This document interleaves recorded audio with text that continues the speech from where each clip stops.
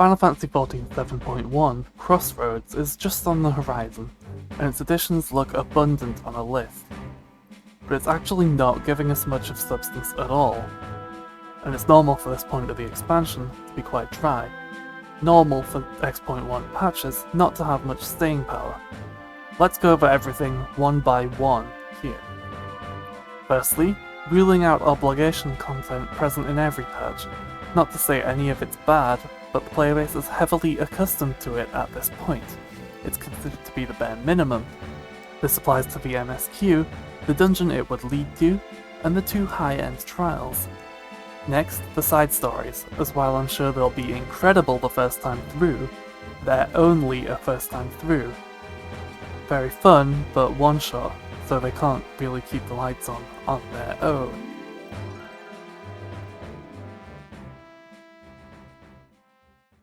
Next up is the Alliance Raid, Combat Allied Society, and Custom Delivery. While they're very fun and rewarding pieces of content, they begin to feel like chores very quickly. I believe a large part of the reason for this is the associated time gating. The Alliance Raid and Custom Delivery can only be done 1 per week, and only 1 set of Allied Society quests can be done per day.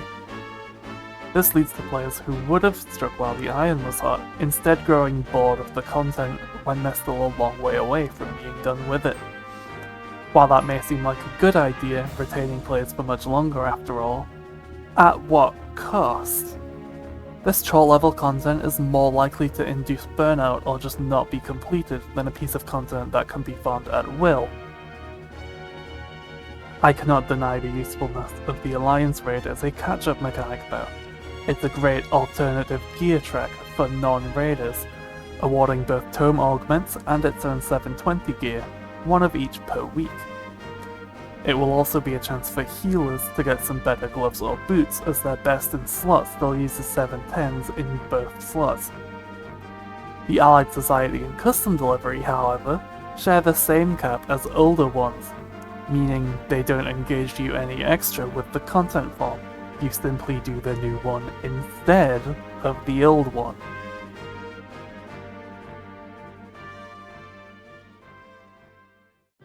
Now for the ultimate, which I don't feel will pull too many people in, contrary to popular opinion.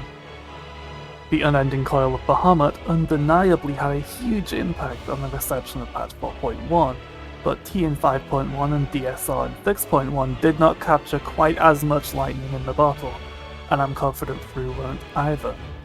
While we're undeniably working with a larger player base now, the largest part of UCOP's appeal was that it introduced a new difficulty format, meaning everyone interested in playing said format was funneled into a single duty.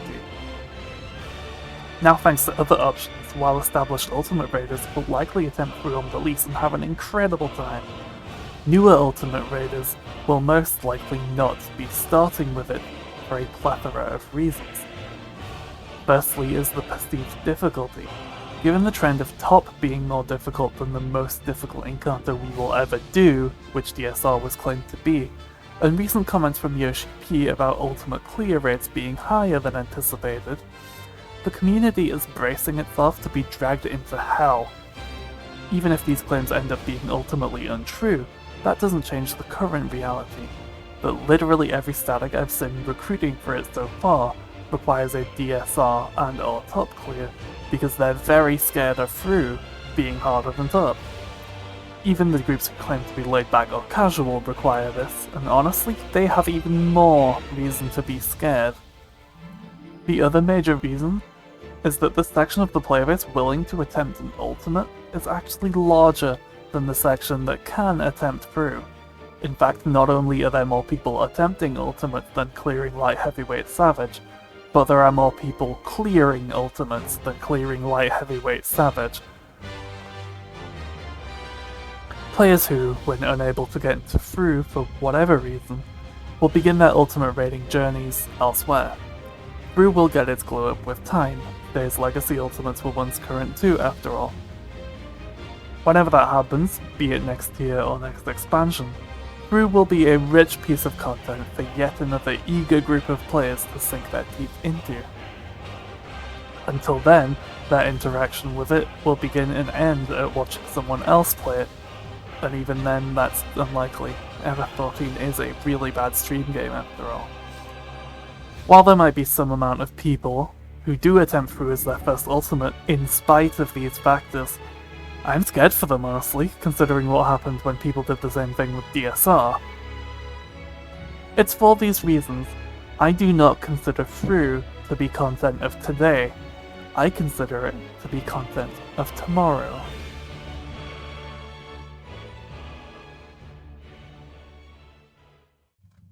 But then there's the Chaotic Alliance raid, which will surely repeat the perfect storm that made UCOP such a hit, right?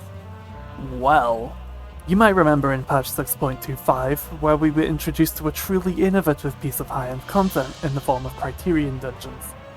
Huh? You don't remember?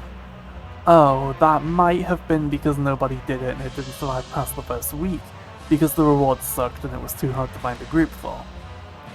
Chaotic had the chance to fall into both of these traps, and I always had hope it wouldn't, but now it looks like it solidly won't. With regards to finding a group, I always believed that Chaotic had the potential to be easier than Criterion. For Criterion, the community vastly overestimated its own recruiting power due to it only being 4 players. We heard a lot of things like, just do it as an FC event, or just pull some friends together with no real schedule. All of those were solutions that failed to consider prog points.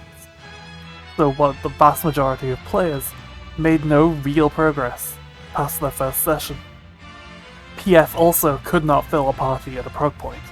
When PFing you could only fill a fresh party, then maybe you'd get invited to a small link shell or Discord and do the rest of your prog as a pseudo-static, for which if you miss a single day you aren't getting back in because you'll be behind in prog. Chaotic seems to be shaping up to have the opposite happen to it. 24 players is very obviously nightmarish to get normally, so if this is adopted by large discords and link shells and organised in a similar way to BA and DRS, then that hurdle is mostly bypassed for the end user. Yoshida seems to view it the same way I do, given the direct comparison to Eureka in terms of leadership being very important. Of course, we would need to make that worth doing first. The reward structure, the ultimate reason for Criterion's failure. All base Criterions and the first 2 Savage Criterions had very few, if any, desirable rewards. While the 3rd Savage Criterion had a set of ultimate weapons, it was far too little, far too late for the content form. I originally thought Chaotic might fall into the same trap, but rewarding 730 gear with no weekly luck, that's amazing. Thank you for making the content actually worth doing.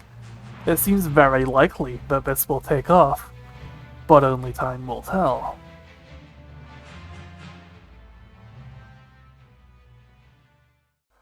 I was about to consider PvP not content also.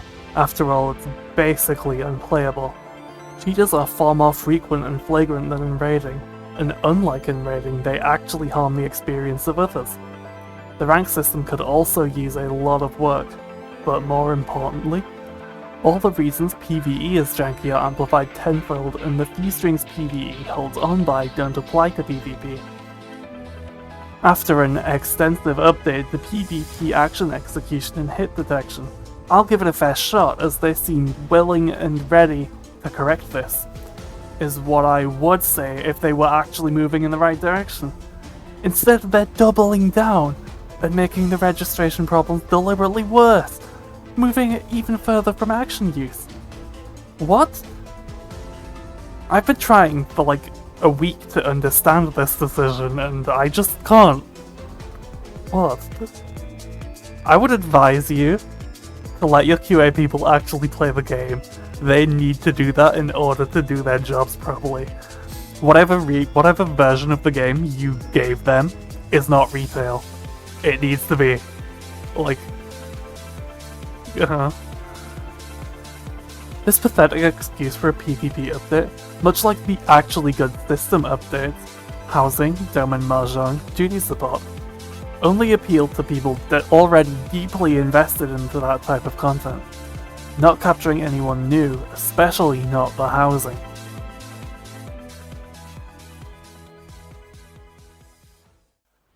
So, after I've criticised all of the content coming this patch, why am I not worried? That would be because a post-launch lull is normal. This is what every X.1 patch has looked like. Upon taking a step back and removing content that's added in every X.1 patch, looking at what every expansions did that the others didn't, you only see one or two things. I was originally going to say that if you didn't notice this pattern before, you have no reason to be worried about this patch. Then I began to realise a large part of the reason we saw little to no complaining about those patches when they were current is because older long-form content was enough to tide people over until X.2. Eureka was still played in 5.1, Bozja was still played in 6.1. However, nothing for 7.1. But why?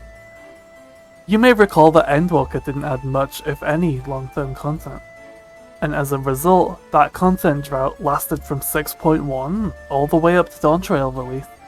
Most people would have called you crazy for pointing that out back then, however, and that is because Endwalker to them was the bucket list expansion, so to speak. The lack of content gave them enough time to go back and do older content.